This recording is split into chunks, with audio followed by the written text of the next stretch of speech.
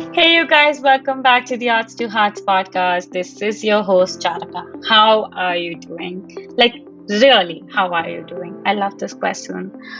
I want to use this as more as often I can. I'm so excited because I've had a fun day today. I've been catching up with so many wonderful women, such amazing creatives, and it's just, I feel so pumped up. I mean, I love what I do, and this podcast is like a fuel to fire.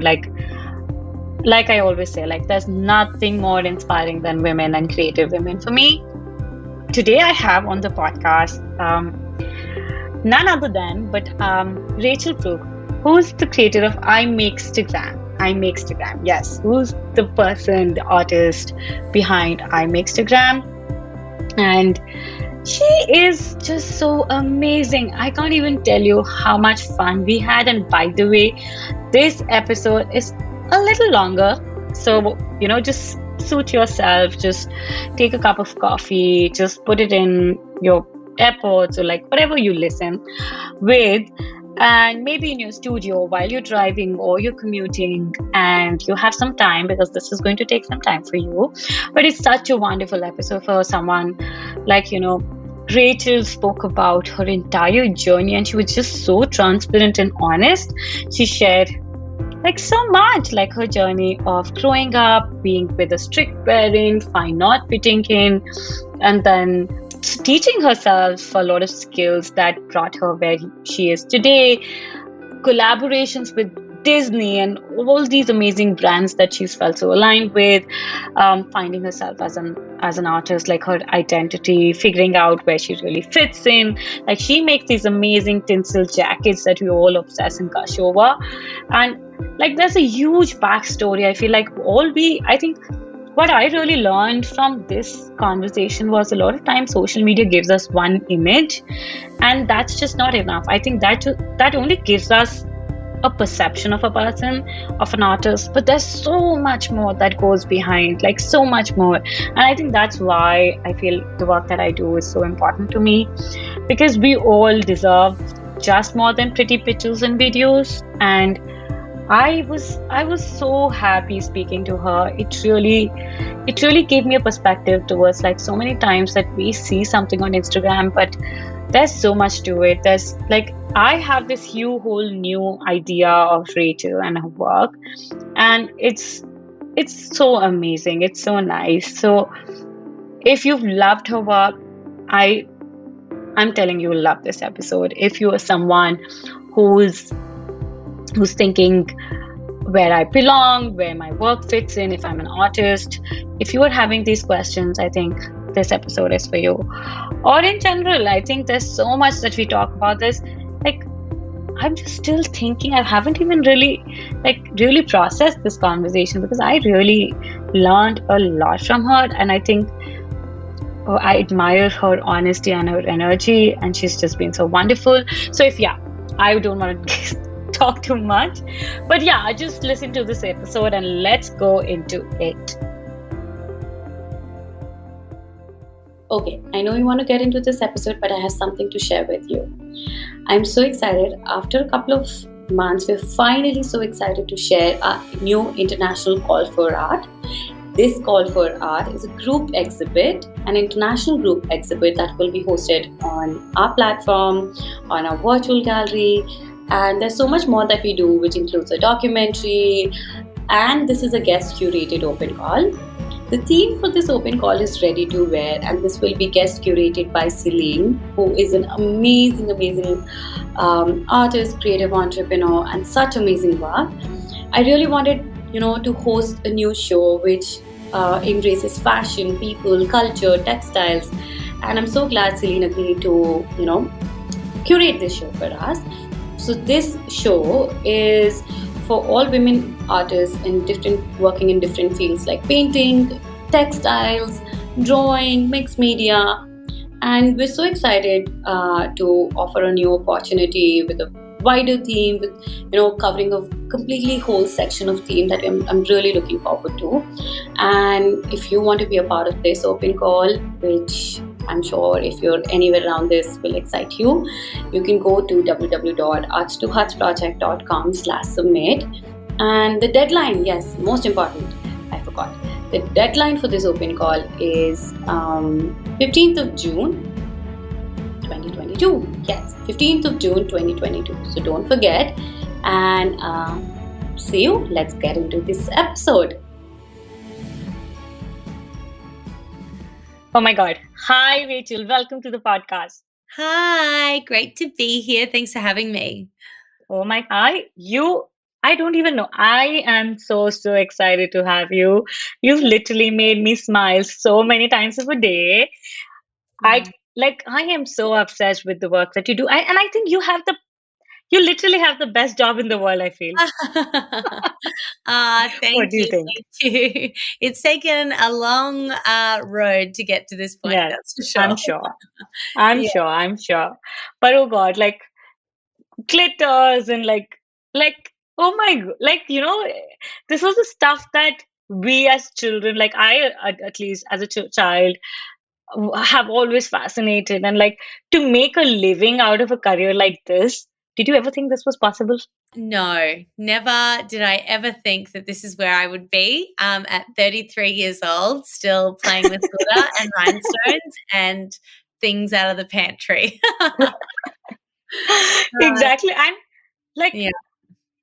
being covered in glitter and like having these like color and like everything that made you makes you smile as a child, as a 33-year-old still feeling the same. How does it even feel? Like, do you pinch yourself in the morning and get up, oh, this is what I get to do for a living?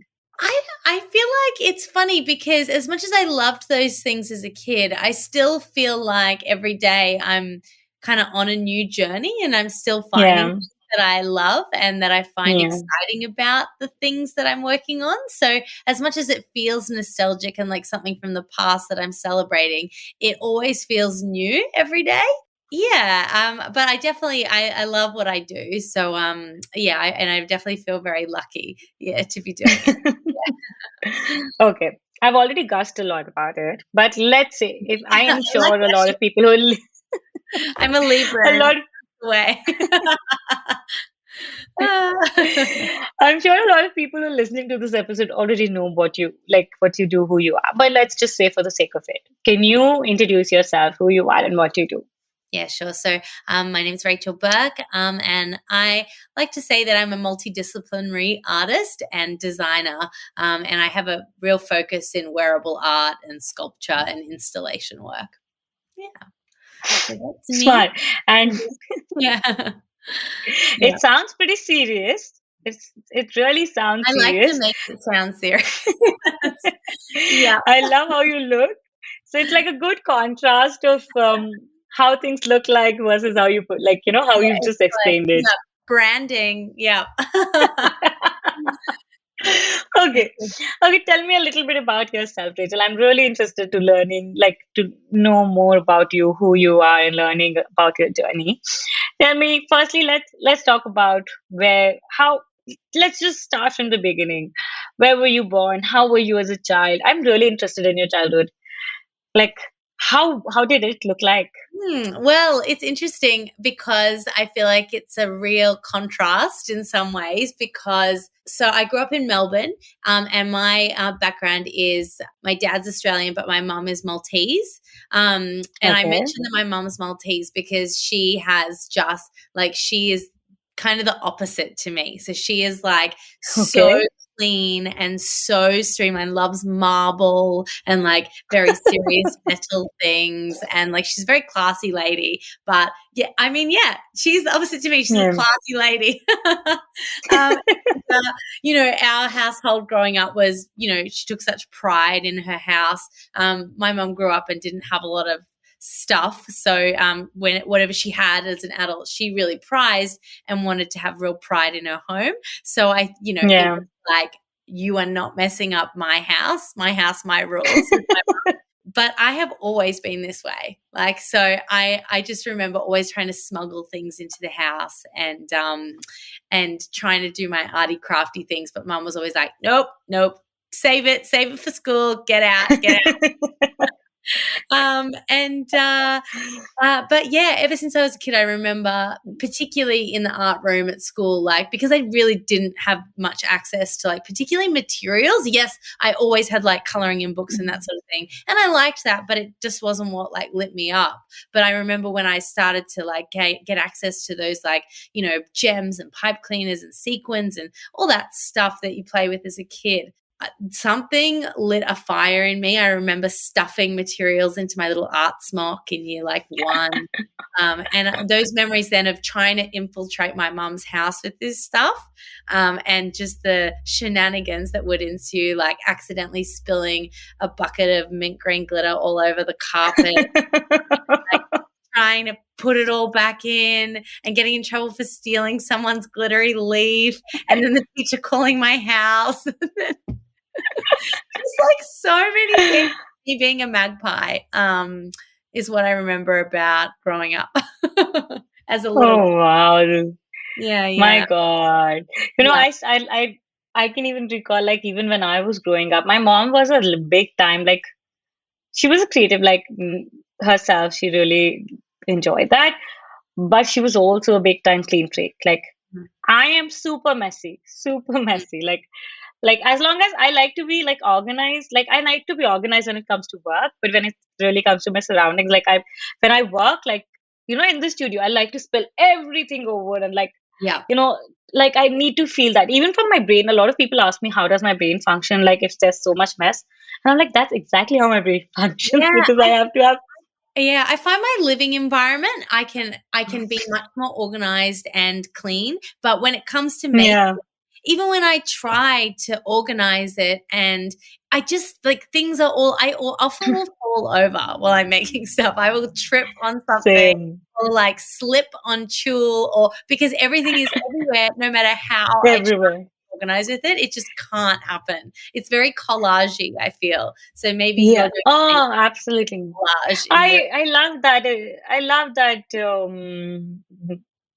That idea of collage, like, because also I feel like those happy accidents also happen when I'm not trying to control everything too Oh, hard. absolutely. Yeah, yeah, Like, I'm yeah. like, when it's like when you trip over something and I'm like, oh my God, what did I just trip over? And I pick up something, oh my God, I was looking for Yeah. this for so long. Or It's like, like oh, when I you could can use often this somewhere. find that, like, your little scraps or, like, the way you're wiping your paint and stuff like that can end up looking, like, cooler and freer than what you're actually working on sometimes. I think it's interesting Yeah. as well. Just like the accidents have something to say too. Yeah. I agree. Even my mom was like, you know, when I was growing up, in my room, she would say, like, I had a bed sheet. So she had a bed sheet. She would never add like a beautiful spread on my bed, like Mm. a nice spread that Oh, everybody else got. yeah. And I had this like one full cupboard, which was only about crafts. Like Mm. I would have glitter and like stuff like that. And whenever she used to walk into my room, and she would just freak out, and she would be like, this room looks like, I smell glitter, I feel glitter. Like, You could feel it. I, she used Yeah. to get so, yeah. She was Yeah, like, I yeah. am not going to get this, like, this bedsheet is never moving from here, because I'm not going to let you, you know, spoil any other bedsheet for Yeah, like yeah. again. Such an obsession. It was in my family of like, yeah, like I get not ruining things because we were. I guess they were trying to teach us to cherish the things we Yeah. had and everything. I totally get it, but I'm also like, yeah, my mum was so focused on like preserving everything like immaculately, but I really just never got the memo on that, because everything inside me is like, use everything, mess it up, get paint on it, get glitter on it, who cares? Like, and that's just my mom is like, yeah, she hates it. Yeah, My yeah, mom was good. She was like, as long as you keep it clean, do anything. Just don't make it yeah, dirty. And I was like, I yeah. don't know how to make anything without being messy. I guess that's Once why you my start, mum, you knew yeah. that that would be the case, so she was like, "Get the mess out." And when I was older, though, they were really supportive. I will say, as much as mum didn't love the mess, they were supportive. And eventually, they gave me the garage to work in. I can The work in best place to the be garage, in. but still not in the house. Yeah, deal breaker. Yeah, At least there's a middle ground. yeah, outside. Okay. Yeah, Okay, yeah. tell me something. When you started, like, when you were growing up, then what did you think what were you interested in then? Did you feel like you were in being like an artist? Did you have any creative influences? How Uh, was it then? well, it was very much like I totally grew up with the starving artist myth, I will say.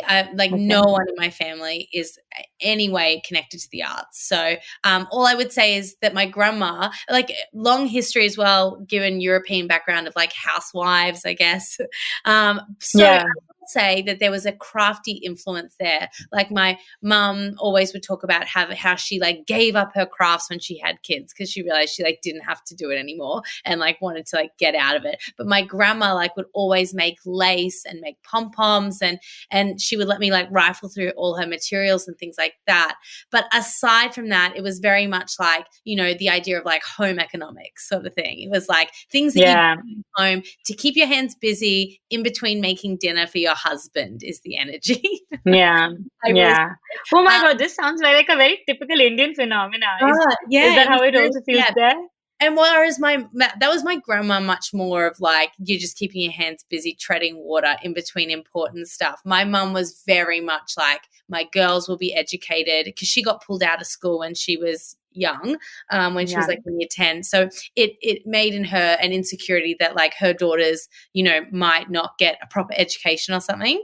So I think that my love for the arts kind of triggered something in my mum that meant I wasn't going to get a good education. And Yeah. always from an early time had a fear that I was just, all the classic stereotypes, because of course my two main passions growing up was performing and art. So Okay.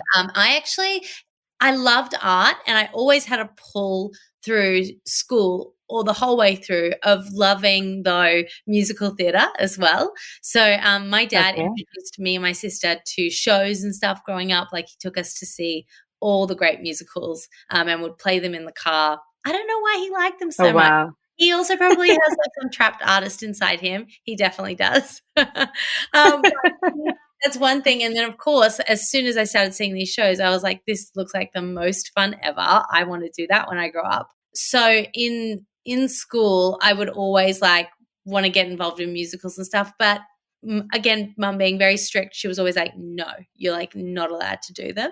So I would just Okay. like sing show tunes in my privacy of my home, do my illegal craft. And really, that was it was all like I felt very inhibited like growing up. And I think Hmm. I Yeah. did art in school, but extracurriculars were out of the question. So any like wants that I had to like sing or dance or anything, like it was just like not on the table because it just Yeah. like made all these anxieties come up with my parents, I think, about what my future would be. And mum was like, Yeah. be a teacher, like have a safe job. So when it came, Safe job. to the end of school, that's what I ended up actually enrolling in was education. Because I thought Okay. that was the only way that I could actually start to do some performing. And also I kind of knew I knew I wasn't going to be a teacher, but I was like, this is going to buy me some time to like learn Sometime. how to be a person in the world too. Because as well, very strict. It was like quite a like sheltered, I guess, I don't know how I'm painting it, but like I had a very strict household. So, I didn't get out much.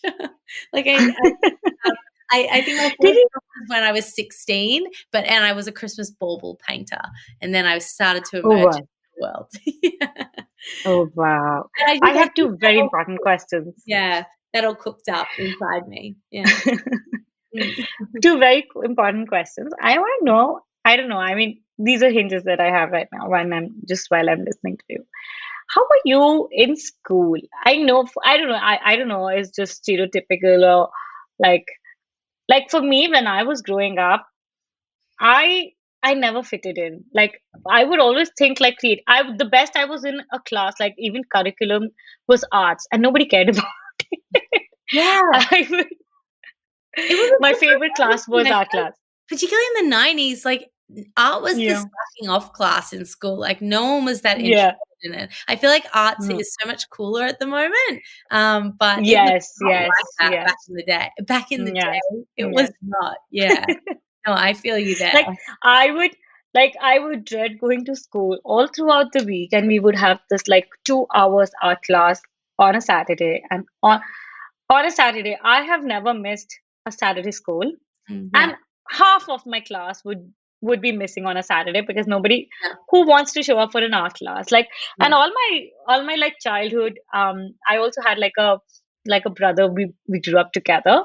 Mm. So even like when I saw people really enjoying into a lot of things academically, and I felt I had a huge like learning disability, I never felt valued enough. Like Yeah. I never valued myself enough because I was never able to fit into that definition of academics. Yeah. And like, you know, if you're artsy or if you took arts, or like I never even had the option to take arts. Mm. But let's even say it was like because you were not good at something. How are Yeah. you like? I hope you Yeah. understand what I'm No, asking. Like, I how are you? 100% hear what you're saying, because I feel like one of the things I found so frustrating, particularly in high school, was this very like hierarchical way of like tiering the subjects, maths and Right. sciences have such a high value. Like I actually went to my principal in year, because I actually was quite academic in school, and I am Really? competitive person. So my Okay.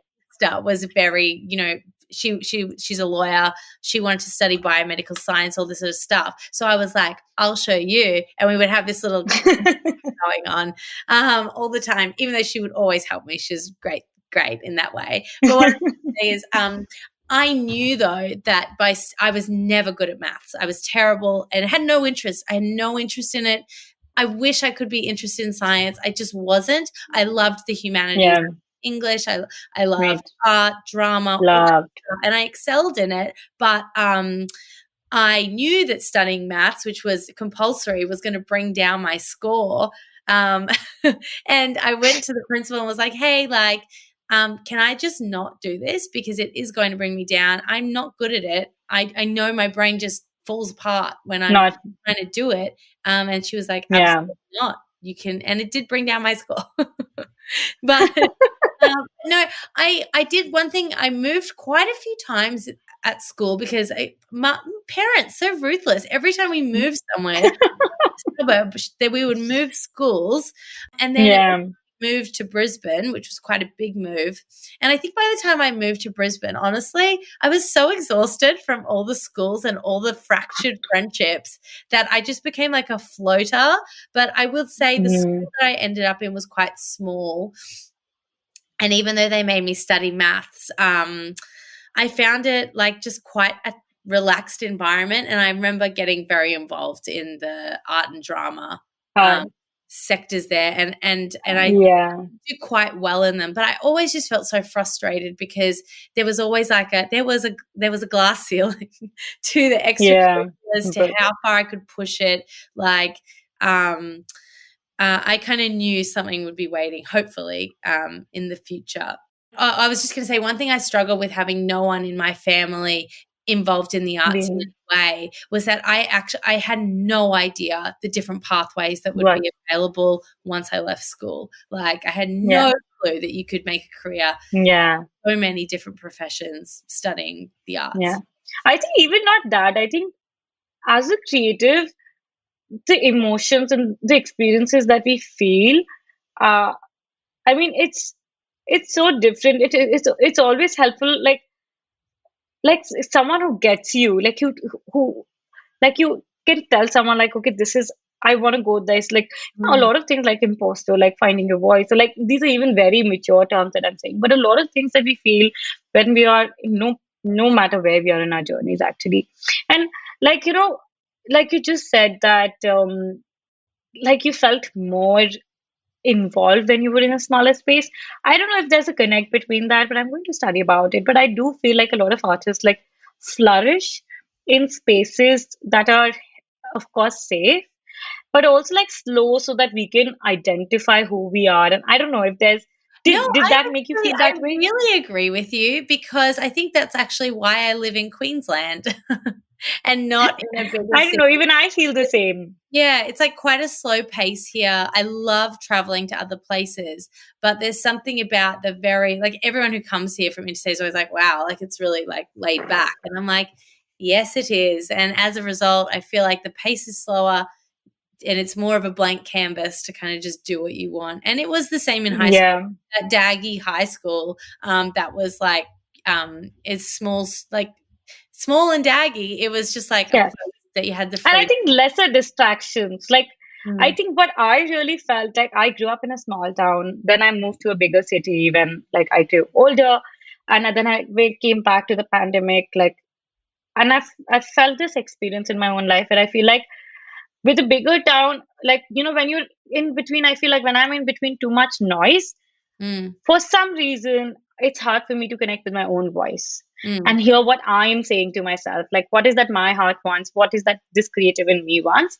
Yeah. And whenever I'm in a place where I can, like, there's more quiet Mm, around, it just makes it, I can hear myself so much more, I yep. connect with myself so much more and starts making so much more sense. Otherwise, in too much noise, I feel like I need to do this, that. Like, the noise around me makes a lot of impact. And it could be completely me, but I don't know. I Yeah, just felt welcome to, producing on the internet as well. I feel like right now, I think I'm really struggling with that, in that like social media, particularly with the addition of yeah, TikTok, it's so noisy.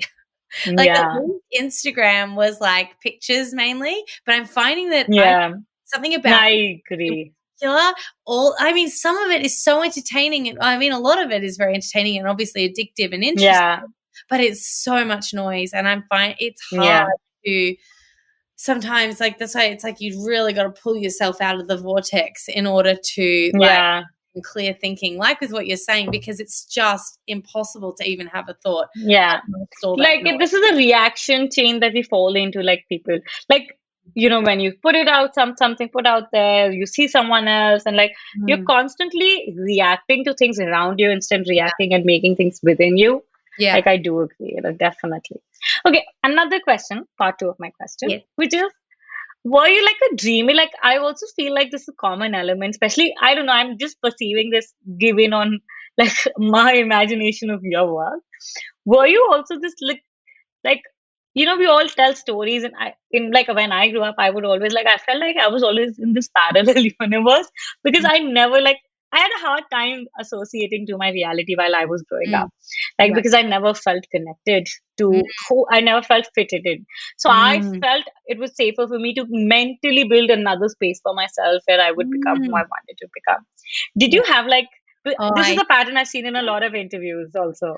Were gosh, I you haven't also like really that? thought about that, but absolutely. And I feel like I've always had, I think of it as like delusions of grandeur. Like I've always thought Yeah. that I don't know. I've always thought there's something amazing out there, and even when I was a little kid, I was like, when am I getting my fairy wings? When am I Oh, wow. like any day now? I am like obviously magical, and I will be taken away. Like I was like forever waiting for my letter, not to Hogwarts, but to some other dimension. And I feel like also, when you're a kid, you always are getting told when you grow up, like it's going to be so Yeah. amazing. And I remember thinking, like, my idea of what an amazing future reality obviously is very different to, I mean, it's pretty close to what I'm doing now, but for the general adult experience, Yeah. it doesn't compare to the imagination. And yeah, I guess all I would say about those dreamings is it never had anything that would have been tied to a career or anything like that. But I definitely Yeah. um, Yeah, always absolutely. got lost in my imagination of just, I guess, like hopes and dreams for the future, and like of Yeah. amazing things that you could like bring into reality. And also like, yeah, just I particularly like thinking back to like little kid dreams like that, where I was just like so sure that some other magical dimension existed, and just thinking Right. like and how I was going to fit into it. And I was pretty mad when that Oh, just wow. happened. I think you're creating that for all of us in Reyes as I'm a lot making of my times. own fairy cave, absolutely. Yeah. Okay. Mm. This is so nice to hear. Okay, tell me something then. When you figured, then you came out. What happened? What brought you where you are today? Let's hear that. Yeah, sure.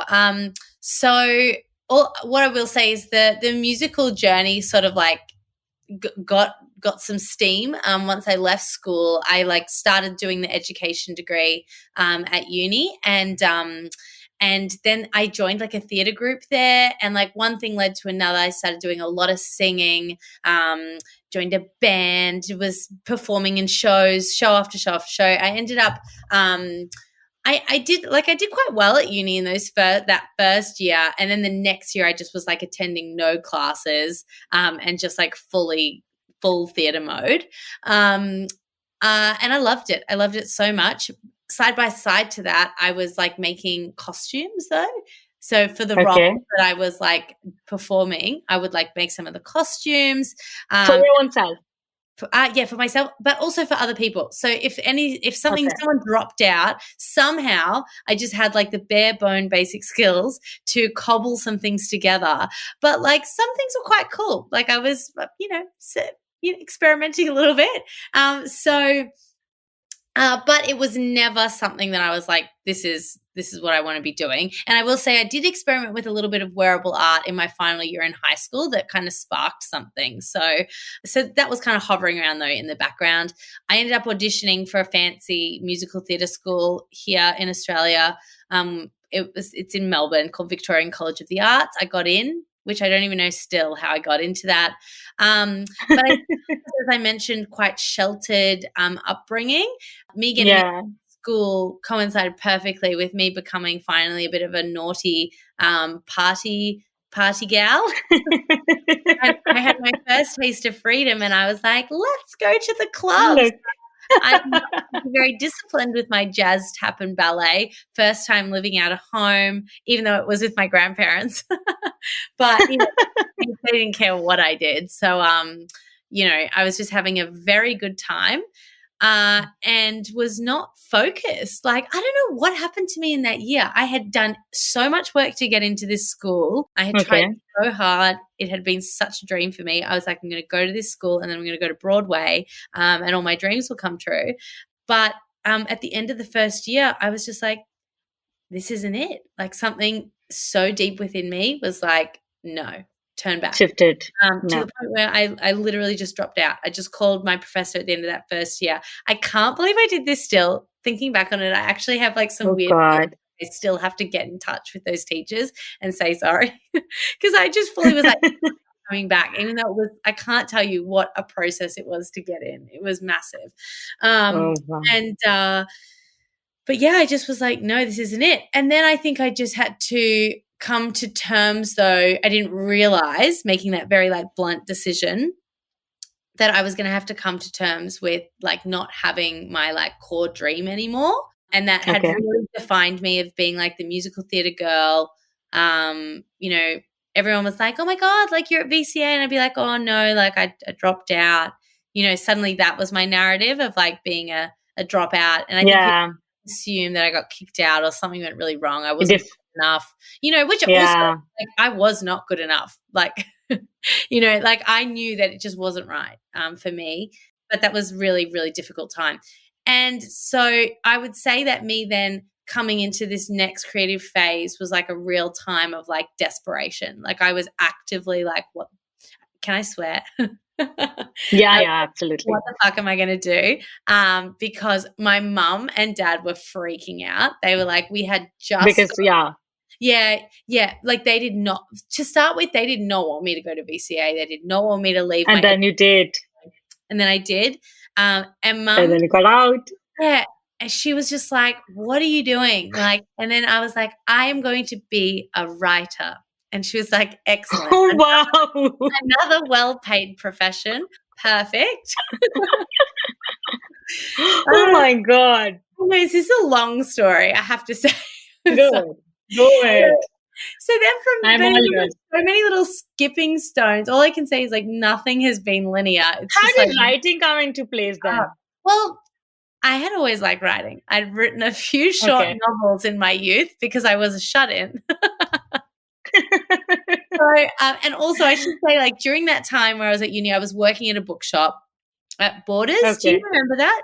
Do you remember that store? I was Um, I was in India. I don't even know if it was here. Borders was a great shop. And it was Okay. worldwide, like it was all around, but then it went into administration, shut down, very sad. But I was there for 5 years, loved reading, loved writing. And I was like, I am going to study writing. And in doing so, Okay. first time ever, in that first 6 months, I heard about blogging. I had never heard about Okay. and blogging was just starting to have its moment. You know, this was like 2011, Yeah. 2012. First time ever, I was like, oh my God, you can tell your story. People are going to tune in. Bye forever. So I dropped out of that degree. Mum and Dad are freaking out. And I remember Yeah. distinctly going for a walk and being like, what could I make a blog about? And I was Good. like, well, I like making clothes. That's probably my only other skill that I have left. At this point. What if I like, and another thing I'd kind of be doing was like, my friends again would be like, can you make me this? Can you make me that? And I would love to like have some But wines. what kind of clothes were you making at that point? Oh, they were all hodgepodge. Like I was upcycling, like, Okay. you know, someone might have a dress and I'd pull it apart and redo it and I'd like add But it sequins. wouldn't be the ones like the ones tinsel jackets, like stuff that you're doing now. No, no. Yeah. That is like so far and away from what I was doing. It was very, Okay. speaking of collage, it was very that. My Yeah. skills were not very good. They were like, it was very patchworky. It was very naive. Yeah. It's so Okay. cute now to think back on what those things were. Where you started. Yes. How Yeah. it's like it's we don't even like I think if the good part and like the best part about looking back is like when we think like how little actions where we think we're not moving, but had Oh. you not done that, you wouldn't have been And able to be here. every incremental decision, and I still look back to this time because it was the greatest lesson I have continued to repeat, and it works every time. And that is just making your own opportunity. And I didn't even Yeah. realize I was doing that at the time when I made a decision that led to an opportunity, and then it was just decision, opportunity, and just Yeah. continuing to deliver on that exchange ongoing, because that's all it was. So I started, and I should send you a photo of some of that earlier stuff. It was, Yes, please. you know, it's quite bad, but it was just like, it was just, I'm not sure about I bad. wouldn't say bad. It's I just think bad. It was just, actually, now I'm going to say it's quite cute. Like it was just really, just an it's expression. the beginning. Mm. Yeah, it's beginning of something that makes you today. Yeah, and I had no proper sewing skills, so it all just had to Yeah. be what it was. And as a result, Yeah. I was like learning on the go and like making decisions based on my skills, which invariably led to like something maybe a bit unique. And then from doing that, I started this blog, and it just was me making dresses on my friends, and then we'd go out and take photos of them. And I was like, hey, I could raise Okay. money for charity. And like, so I did my Okay. first project was making a dress every week for 20 weeks. And then it culminated in a big Okay. party. And then I raised Oh wow. $5,000 for this really nice charity here called Napcan. Oh wow. And it was great because it was like the first thing, honestly, that I had finished since I'd like dropped out and quit so many things. And I had really like lost faith in myself, I think, over that time. And it was the first thing I'd kind of finished and was like, oh my God, like I raised this money. I'd gotten some really good press from doing it. And I had, by the end of the 20 weeks, you know, if I say the first little things I made were pretty average, by the end of the 20 weeks, I had some like cool stuff. Cool stuff. That really speaks to, you know, just that repetition and that practice led to an outcome. And then again, because I had ample time, certainly no children at that stage, I was like, I'm going to dress a day for a year and blog about it, which I did.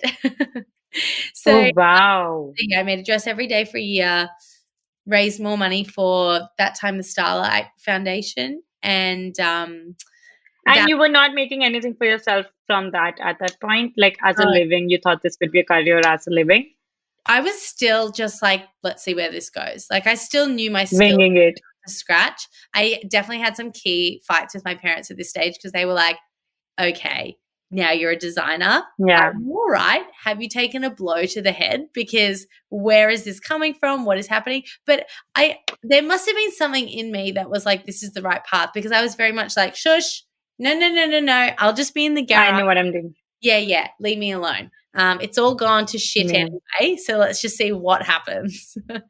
I just worked my butt off. So what happened then that really like kind of gained me steam, I guess, was a couple of designs. Like, you know, I kind of unlocked a few really cute designs that were quite unique. People started wanting to replicate the designs that I'd been making. And then I ended up starting a little brand, my first, you know, Googling start a brand. Started this brand, ended up stocking a boutique with it. They placed huge orders, and I would literally just sew all day and all What night. was it called? It was called Yellow Cake when it first started. Okay, Yellow Cake. Oh, so cute. It was my boyfriend, who is now my husband. Oh, wow. I will never forget sitting in the car at McDonald's, and I was like, if you had a brand name, what would you call it? And he was like, Yellow Cake, like the uranium. And I was like, that's cute. Let's do that.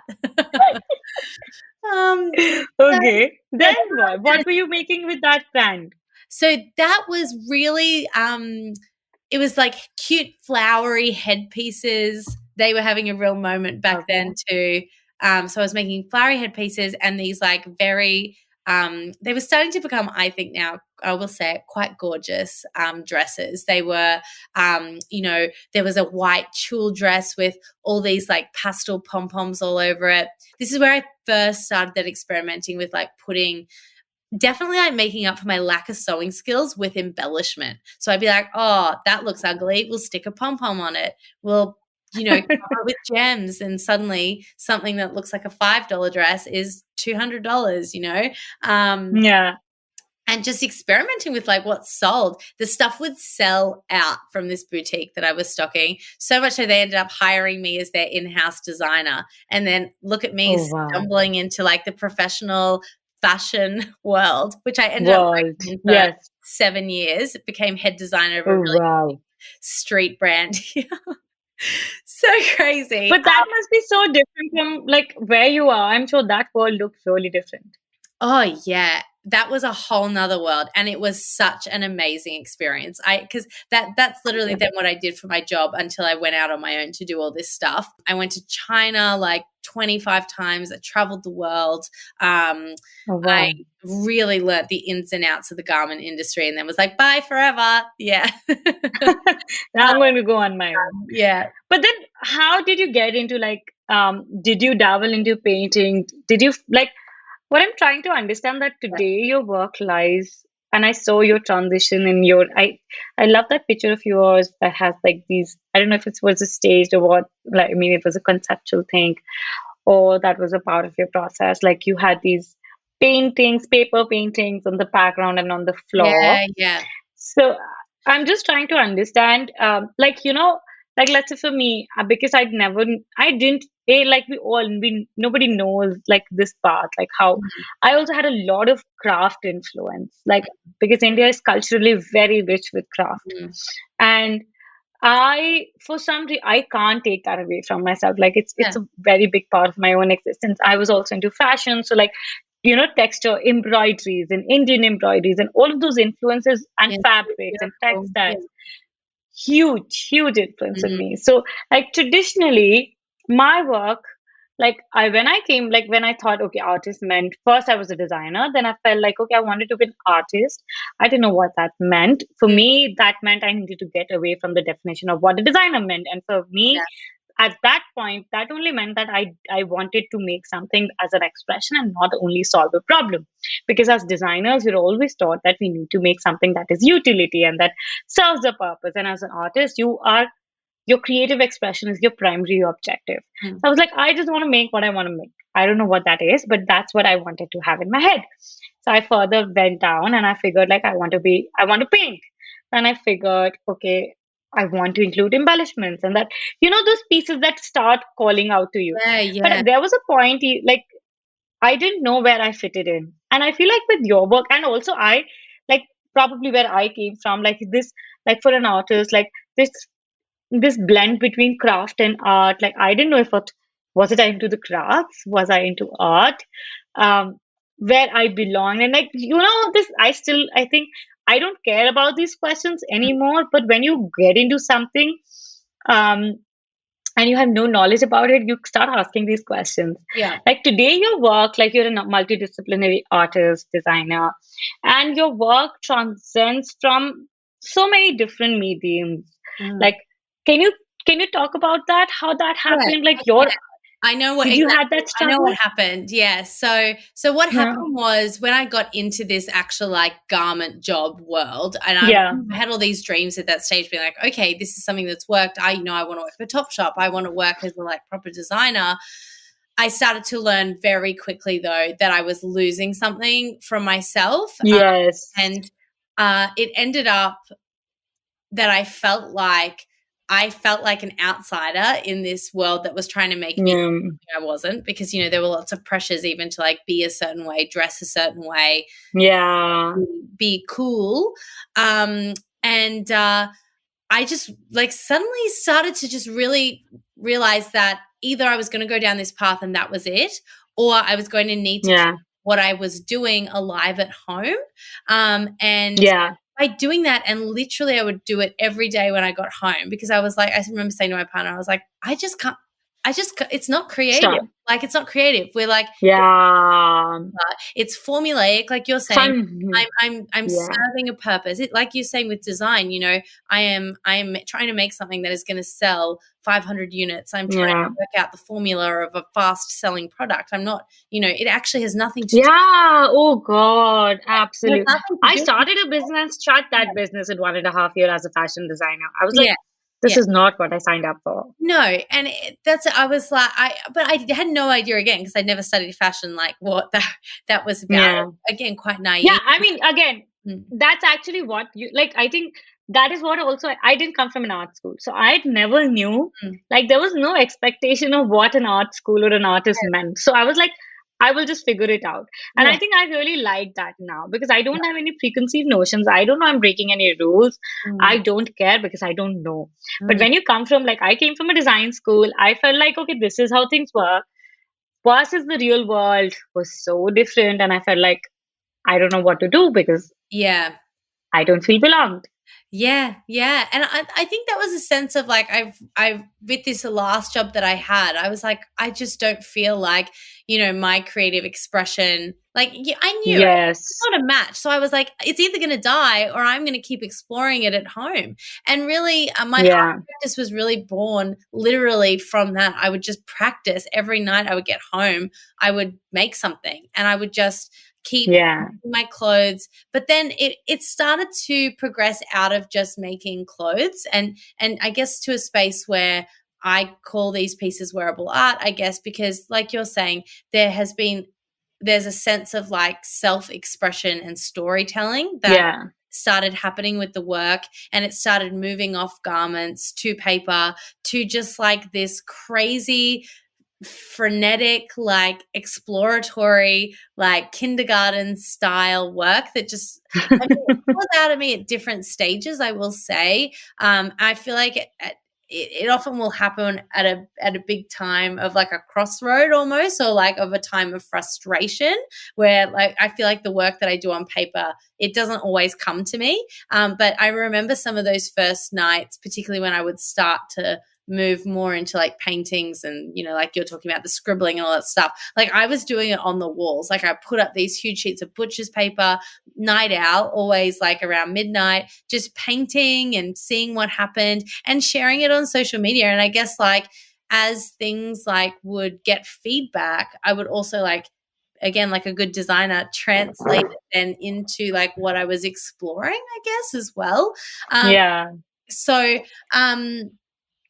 yeah, and then from that, I guess I ended up meeting some really cool people along the way. One girl that I really connected with, she's in a band here, and we ended up like hitting it Okay. off. And I started making her costumes, and like we super Oh, connected. wow. Love for nostalgia. Made her a massive pom-pom jacket. I made her my first tinsel Oh, jacket. And that was just, I was like, wow. something that was going to have like a real wow factor on stage. I had like a box of like Christmas stuff, and I love repurposing materials and things like that. So I was like, ooh, this could be cool. Like I've got some tinsel and meta. And I remember just sending her a photo of it, and she was like, yes, like let's just try it. Like it was such a great, Oh, wow. she was so encouraging. We're still like such good friends. I'm literally seeing her tomorrow. Oh, But wow. and we continue to just like collaborate throughout the years. And she's had like, her name's Patience.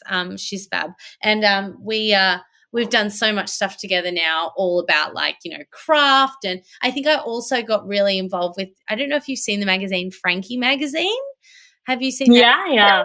So I ended up I saw your interview on their website also, I think. yeah, I've worked with them for years. Or like I worked with them for a few years ago. Now I like do things on and off with them. But I Okay. was styling their fashion editorials. I ended up doing that for about 2 years. And that was Okay. another huge learning curve. But also I would read those magazines religiously, go to the craft markets, go to things. And it's just something about the tactile materials that I just continuously have found myself like experimenting with, and it has, not to use the word organic, but it has all happened very organically, one thing leading to the next. Yeah. And I guess with me mentioning like storytelling and just even just over the years, like you said too, like realizing what you can do with art and in the real world, how you can translate it into a career. I feel like I'm still learning about like the possibilities that lie Yeah. within the And industry. every day everything's changing. Yeah, Like yeah. we're all like every day the possibility is only getting better. Yeah, and you know, and plentiful. Like there's so many different Yeah. things that you can be doing. But I think now it's about like focusing in on like what really lights you up, because there's so many options. Yeah. It's about real like constantly kind of reflecting and being like, okay, is this just what's cool, or is this like what I actually want to be doing? That's such a good question. Yeah. Okay, tell me something. How did you finally hone like I feel like in this in this conversation we spoke a lot about you as a designer. You were Yeah. navigating that. Versus today, your identity and your work is so much more than just being a designer. I think your identity as an artist is way stronger, more prominent. Your work, you've showed your work you've showed in Brisbane, in Australia, so many other parts of the world, museums, galleries, like, and you've had such amazing collaborations, Disney, Lego, like, oh my God, like a lot of things that a lot of artists like really chase for and dream about. Um, I think my question is, how did you finally hone that identity of being an artist? And then did you like, let's first talk about that. And then I want to ask you, did you struggle with, or there was any kind of contention that you felt like, you know, these places like galleries and like all of this where a lot of serious art is shown, like, because a lot of artists, we as like people who come from down the traditional path, like, like I love what you're doing because I love the challenge. Like I want to see more of this in the gallery space because it just widens the definition of what you can be as a creative. You don't have to have like we all can have on our stories. So can we talk about that? Yeah, sure. So I always forget about this project, but the first proper like art project that I did along the way was, again, it's still all connected back to that time when I left VCA. I feel like, and that time where I was like, you know, becoming a bit of a like crazy kid. I felt like that time I like burnt a lot of bridges and like was just like not myself, and had just made some like, you know, a lot of friends had dwindled away, and I feel like I had a lot of regret about that time. So because I love pom-poms and things, it just, I don't even know how it happened. I can't even remember now, but I ended up making an apology on a pom-pom. Oh And wow. I started then sharing them online, and they were just my personal apologies. And then I was like leaving them around the suburbs and stuff. And people started contacting me being like, can I like submit one? Can I do it? And I was like, yeah, of course. And I started like a little janky website where people would submit their anonymous apologies through it. And I ended up collecting thousands of them. And then so I would like make the pom-pom to match the note. And then it was called a pomoji. And yeah. And I ended up showing that. That's one of the shows I've showed all around. And that got some amazing feedback. I ended up doing a TED talk about it.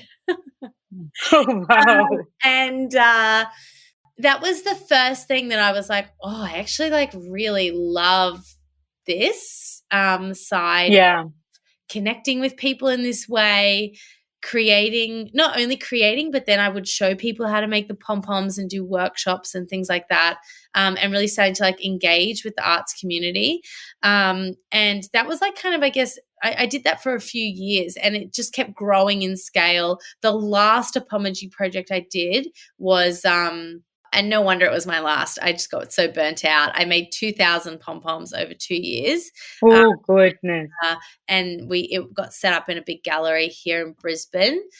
And then now I kind of like take on the pom-pom as a more conceptual symbolism within my work and what it means, because I've done the Apology project. So many people not so many people, but I think don't know that was me that did that project, because often people will say to me and be like, you'll like it. And I'm like, yeah, I do, because that's my project. That's my project.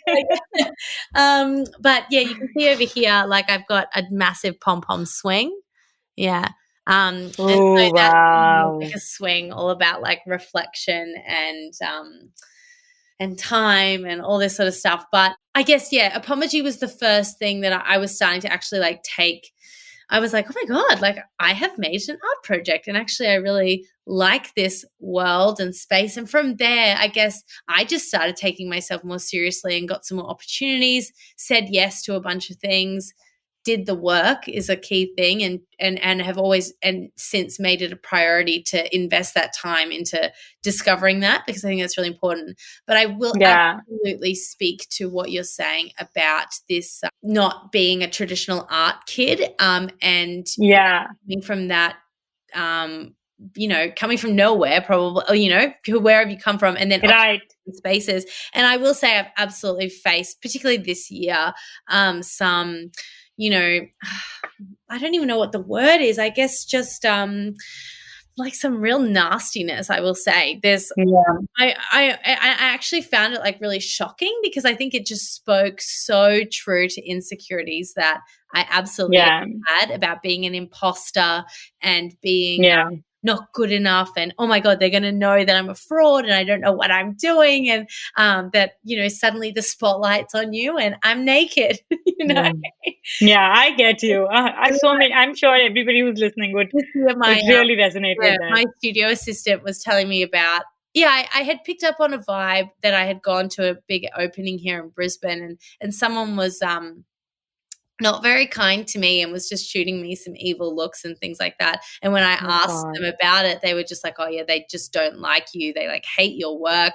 They don't think you should be in galleries, et cetera, et cetera. And I was like, holy crap, that's actually, my insecurity is real. Someone is that. Someone feels that way. Yeah. And because I think we're all seeking each other's approval.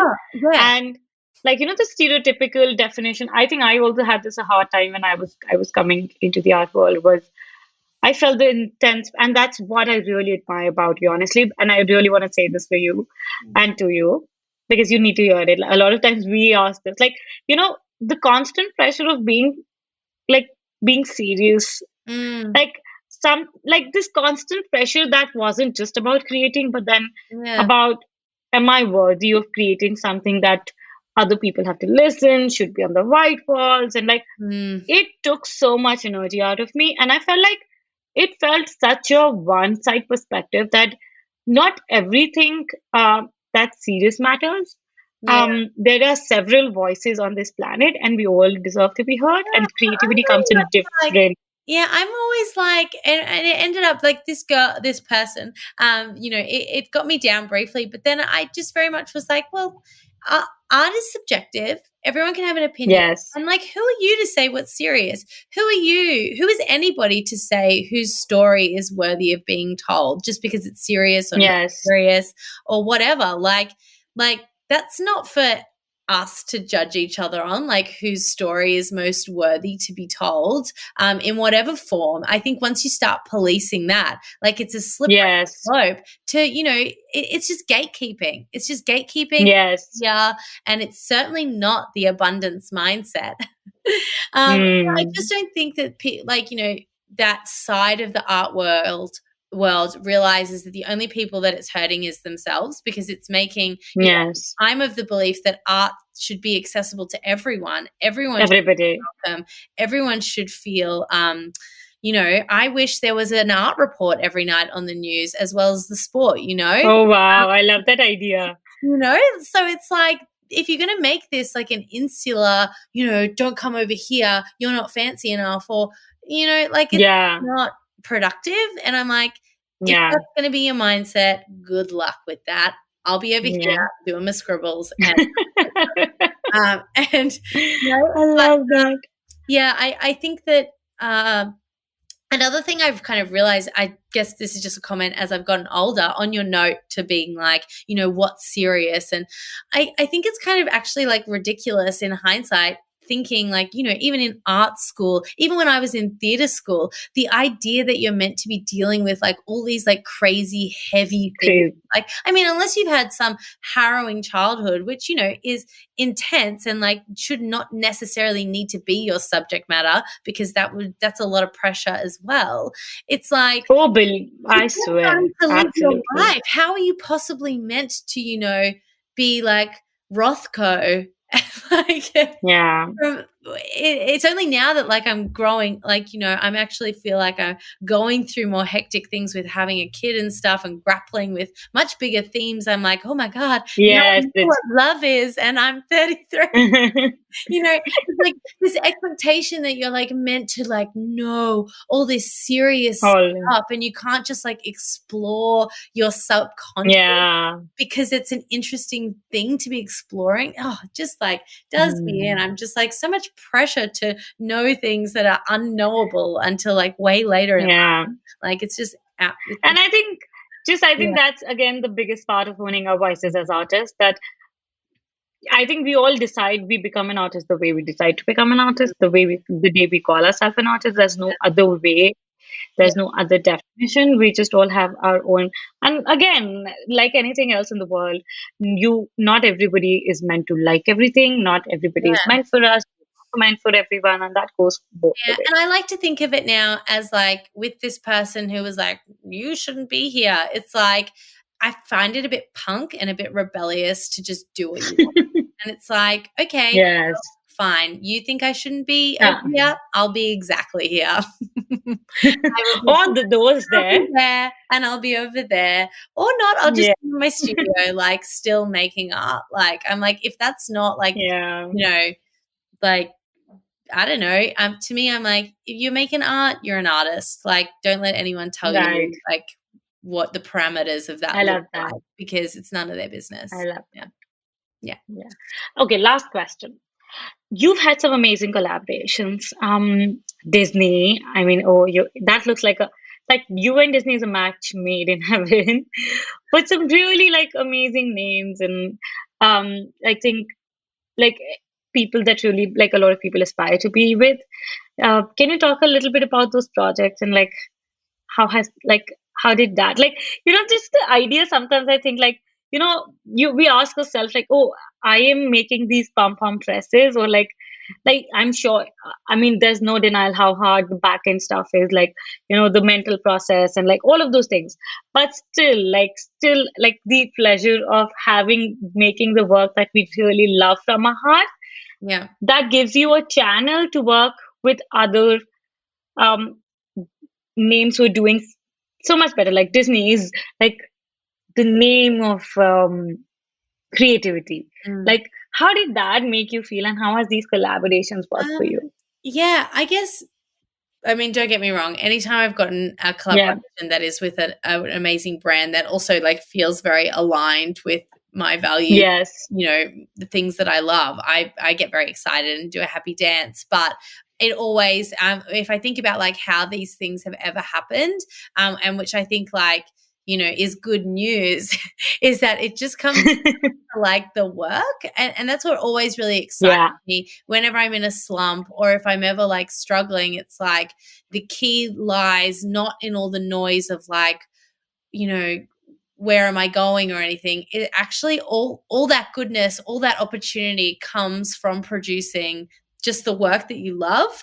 And Yeah. it's not contrived. It's not, you know, there's no reason why my wackadoodle cereal box bags and even all this stuff Yes. like uncommercial theoretically. Like it doesn't make any Yes. sense. And yet I think Sense. like Yeah. it's good news that like there's something about, I guess, that, not to toot my horn, but like that authenticity that is connecting with these brands. It just goes to show that like don't worry about being on trend, because if you're Yes. off trend, you'll stand out because, you know, kind of like it's so Oh, you are a trend creator. hey, I am waiting Oh, for these shoes. I can't wait. yes. Someone is going to make these. Yes. No, it happens all the time. Oh my Um, God. You like this has blown up, literally blown up. Yeah, but that's why I literally see myself like I'm not a designer. Like I'm not sending these off to get made. Like I'm just making them for fun. But yeah, I guess to me, I just like am like I want to then take those opportunities and like run with them because, you know, I think when I first spoke to Disney a few years ago, I can't even remember what we pitched, but I remember I was like, we could do this, this, and this. And it was like a massive workload, and I had just had a baby. But What did you do with them? I made a big installation in Melbourne, and then I did like a 10-piece collection. And I'm just Okay. working on them now for another mini collection. Yeah, not Like inspired with Disney. looks part with Disney. But yeah, even like with Lego or with whoever, all I will say Yeah. about collaborations is, oh my goodness, because I work independently. I have a studio assistant that comes in one day a week. Yeah. But it's so much work. Oh, Like, I have to absolutely. say, I have been working every day this week from like 7 till midnight till 2 a.m. Oh, like to God. finish stuff, just because it just, you know, it is crazy, and to fit it in all around you. I just say that because it's like, I guess, you know, it is all amazing. I love working with these brands, but yeah, it is hard sometimes. You just want things to be so good to like match up So the expectations of the brands and all this sort of stuff, that there's just a lot of work that goes into it. is what I would say. But no denial. I'm sure. I only ever love working with brands that do feel aligned like that. And of course, I feel so lucky that they're all Yes. nostalgic. Like, you know, like I've worked with Barbie and My Little Pony, and like it is crazy to me that I'm like, Oh, yes. it's just and I also always see it as a sign that like I'm on the right track if the right brands are approaching me. Yeah. Like I'd feel stressed if brands that weren't, you know, aligned with me at all were approaching me, because I'd be like, hang on, what's my work like giving out? Like if you know, these brands that I'm not vibing with are getting in touch with me, like it's very much as well about, I think a lot of people say this, you want to produce the work that you want to continue producing. Yes. If you want to make Yes. installations for Disney, make installations for yourself. Like Installation. it always comes down to making the work and making that first Yeah. yourself.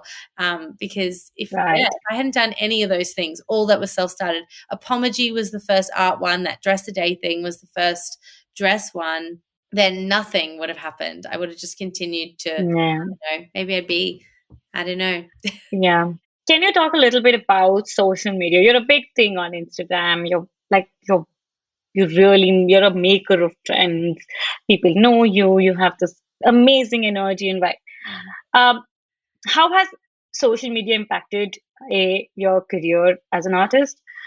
Has it can you talk a little bit about how has that contributed to where you are today? Oh, it's had an enormous impact. It's just given me, for all the flaws that we all know social media has, it just has given me a chance to have my work seen, I guess, by people who never probably ever would have seen it before. It's allowed, Yeah. let's say, stylists to send me a message, and it's where all the brands would have seen my work. I guess if I didn't have social media, it would have had to be like those real lucky breaks where someone on point stumble across your work IRL, Yes. which I know happens, but it might have even put pressure on me to move to a different city or something. So I feel City. grateful that Yeah. I am able to like remain where I want to be, and can obviously travel where I need to go. But I just love that I can just be in like my little suburban pocket and then just make like a killer like frock, trot it down the street, and then send it to Kesha, like. Oh, wow. Or like, Did you ever, like, when you started out, my did you think local like post office and send Miley Cyrus there? Like, it's just so funny what's happening. how have all these things happened? Have they all reached out to you via Instagram? Oh yeah, it's just Instagram. Even I mean, Miley Cyrus, her chair, that was a couple of years ago. That was her like interior stylist just messaged me and was like, Miley really wants this chair that you posted, and I'm like, how did she even see it? And it's even amazing too. Like, I've been watching RuPaul's Drag Race. I don't know if you watch that. Yes, yes. Yeah, some of my favorite queens. I wanted to like make sure that they were.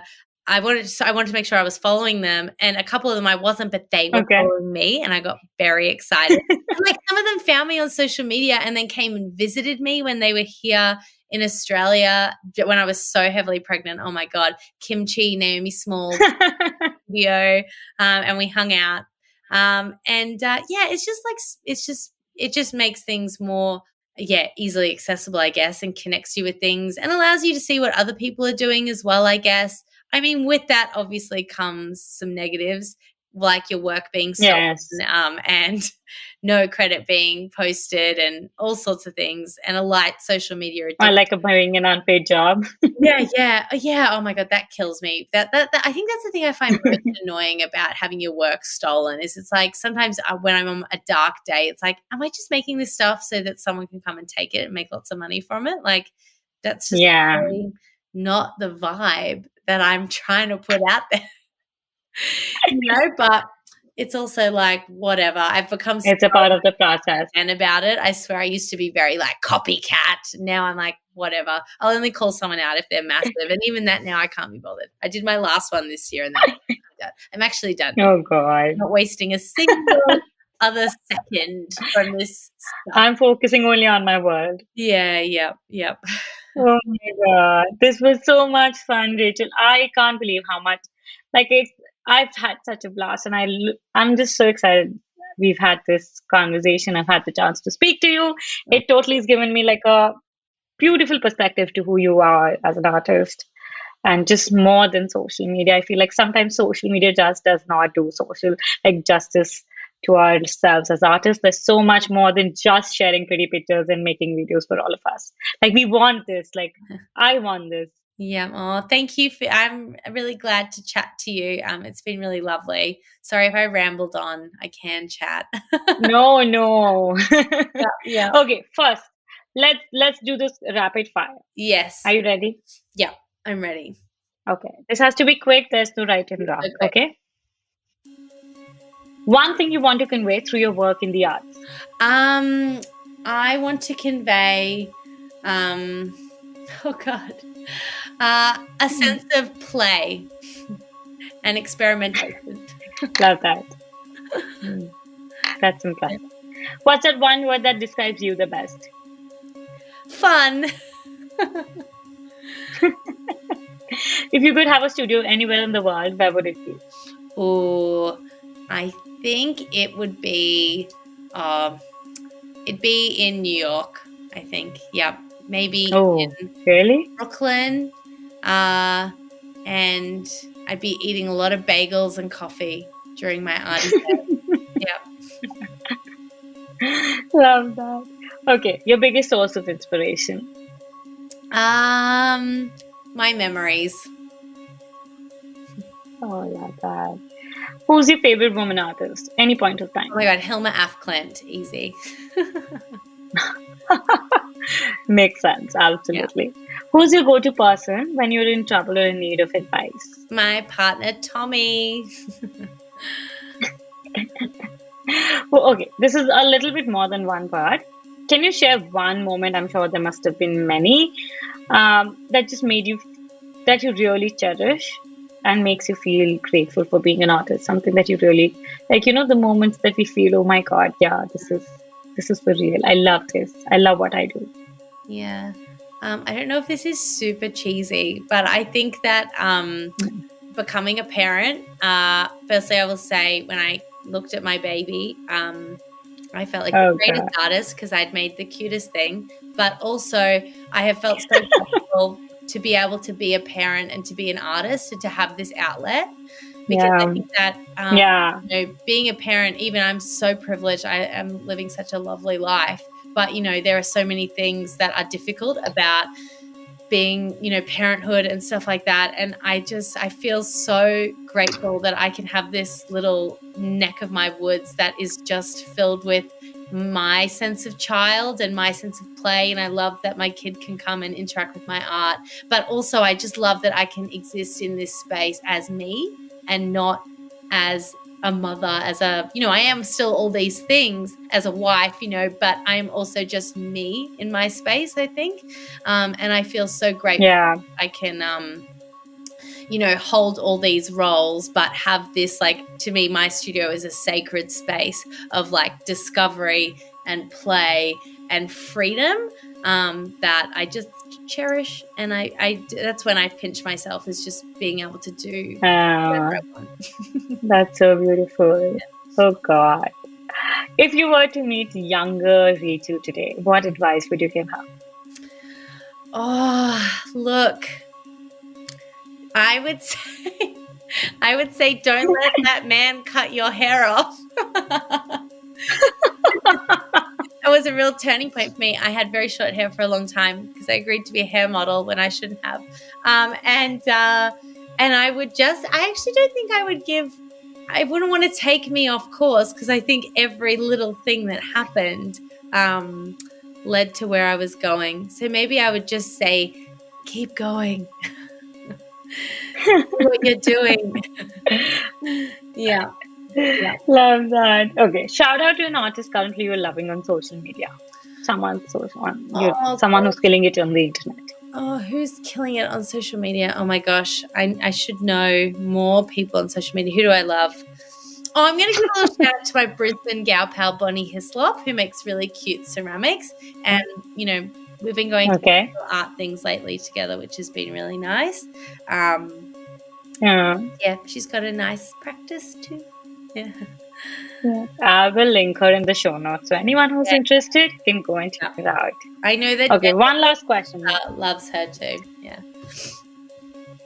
Oh yeah. Oh, she's a resource sharer. Yeah. She's like a gold digger. I love her work too, Danielle. She makes beautiful things. Yeah. Her journey's so great. Yes. I loved her last show. Yeah. Yes. It's so beautiful. Yeah. Okay. Last question. As a woman entrepreneur, creative entrepreneur, artist, what's that one piece of advice that you would like to give to people who are listening to this episode coming, just building their paths? What is that you have to share with them? I would say don't be afraid to make your own opportunities. There's no time like the present. Don't be afraid to, along the way, invest in yourself and upskill in anything that you like. And that could just be something like taking a pottery class or going to a drawing class or learning Photoshop.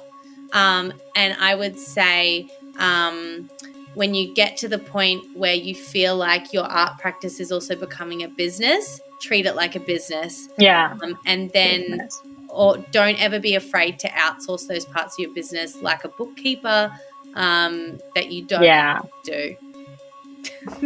I love that. They don't ever lose sight of the work and making things that are true to your heart, and you can't go wrong. Oh wow. Thank you so much, Rachel. This was so much fun. One last thing. Anyone who's listening to this episode, I'm sure most of us follow you already, gush over your work, which is where can people find you, support you, Yep. all of that. So you can find me on Instagram at iMakestagram. I think I'm also on TikTok as iMakestagram if you're tickety talking. And you can find I make it. shop rachelburke.com is where you can have a look at all my wares and projects and things. And you have a fantastic website as well. So anyone who wants to even treat their eyes, go visit her website. Thanks. Thank you. Thank you so much. It was so much fun. Thank you so much. I really had an amazing time. I think time flew by. God, It's just been so much fun chatting to you. Yeah. I'm sure we'll do more of these. Yeah. Awesome. Thank you so much. Bye. No worries. Bye. Okay, thank you so much for listening to this episode. I hope you enjoyed, and it was such a wonderful chat with Rachel. Like I said even in the beginning of this episode, there was so much that I learned from her, and I'm so glad we spoke, and I really look forward, to doing so much more and, with her in the future. So yeah, keep an eye on that. If you like this episode, if you like what we do, please send us a review on podcast, Apple Podcast, anywhere you listen to this episode. Please share it on Instagram, on anywhere you are active on social media, TikTok or whatever. Just support us. I think that's all we need from you. And I look forward to seeing you back in the next episode. Bye-bye.